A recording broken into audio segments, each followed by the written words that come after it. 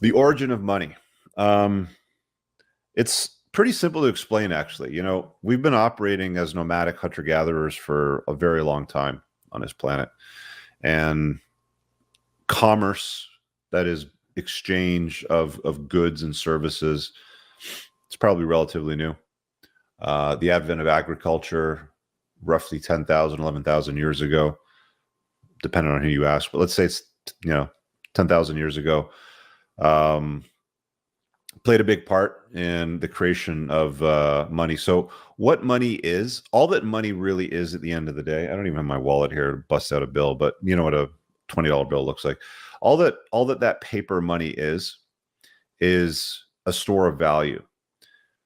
I want you to understand something. The only reason why $20 has $20 worth of buying power today, and I'm talking about the US dollars, so the greenback. The only reason why it has $20 worth of buying power today is because people universally agree that it has $20 worth of buying power today. You give a $20 bill to an alien, to a crow, to any other animal on the planet, it's absolutely useless to them. They wouldn't even know how to wipe their ass with it. It has no meaning to them. It has no bearing. It's only humans that it has some sort of exchange of value to it. Now, the reason why money was created was to store value. So let me paint a picture for you. Let's go back in a time machine 10, 11, 12,000 years ago. And people were operating and shifting into their little tribes, right? And there was a guy that was maybe good with goats. There might have been another guy that was getting into blacksmithing. There might have been another guy that just started into agriculture and he was farming wheat or something like that. And some of those items are perishable. If you're a blacksmith and you're making horseshoes for horses, horseshoes are pretty durable. You can buy a horseshoe and leave it on a shelf and it's good for a long period of time. It doesn't degrade. It might rust over time if it's exposed to certain elements, but at the end of the day, it's very durable. Other things that are perishable, let's say wheat, you harvest wheat, it's perishable after a certain period of time if it's not stored properly, if it's not made into bread or other goods, for example, and that value diminishes rather quickly. So they had a problem. Animals die too, obviously. They can get sick. So they had a problem. There's certain things that people wanted from others that were perishable, and there's certain things that were durable. So they needed to figure out a way to store that value in something, because maybe when the guy needed horseshoes that was growing the wheat, didn't have wheat to trade because it wasn't ready to be harvested for another 3 or 4 weeks or something like that. He didn't have any means or ability to go and buy horseshoes for his plow horses, let's say. Just making up this story, but just sort of give you an example. So they had to figure out a way to store value in something. Throughout history, they've stored value in seashells, gold, obviously, precious metals, gold and silver, copper, stuff like that. They've stored value in tulips, even at one point. I thought that was, a good store of value. And then all of that, pivoted and shifted over time into things like, paper money and credit. And, now we have digital currency like Bitcoin and stuff like that today.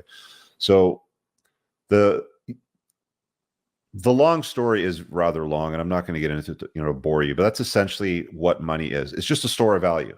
So whenever you come across somebody that's got a lot of money, they didn't steal it from people, generally speaking, for the most part. If they've acquired a lot of wealth, then they've stored a lot of value in money, which means they've provided a lot of value to other people, right? The reason why Elon Musk is the richest guy in the world is because he's assumed the NASA contracts that the space shuttle used to do. And he's throwing satellites into orbit like it's going out of style. He's got I think the heaviest lift rocket that's ever been built, in history. He makes electric cars, solar panels. Like, dude's up to some good, right? So, he's created some value in the world for people, and he stored that value in money. That's all that money is. Now, money's got a lot of messed up properties, if we're being honest, because the way the government can print unlimited quantities of it. And I'm not gonna propose that I'm smart enough to break down all of these things in simple terms for you guys. I'd suggest watching YouTubers like George Gammon. I like to have him on every few months on my main channel, just to sort of chop it up and catch up what's going on with the economy. But that's essentially, the long and short of it. That is what the history of money is. Jack, that's an interesting super chat. How many times did you fail before $1 million? I don't know. All of my life until I got the $1 million, I would say. Early 30s, something like that. You're going to fail a lot more times than you win, when it comes to making money and creating wealth. But we'll save the creating wealth one for another episode of the Unplugged Alpha. That'll probably be number 2 or number 3. So you can keep an eye out for that one later on. Anyway, welcome to the new channel members, guys. Appreciate you joining, supporting the channel, and all that good stuff. So the other parts of the show that I wanted to spend some time on is around credit, because that's the main way today that people are using money, the masses, if you will. And again, I started out in the credit and collection industry. I left that in 2003. I think it was 2003. It was the start of 2003. I started my business February 8th, 2003 is when I incorporated it. I know that. And I took a package and I went home in November of 2002. And I talked about that part in my book, The Unplugged Alpha. If you guys are new to the channel, get the book. It's on Amazon. There's an Audible version that I narrated.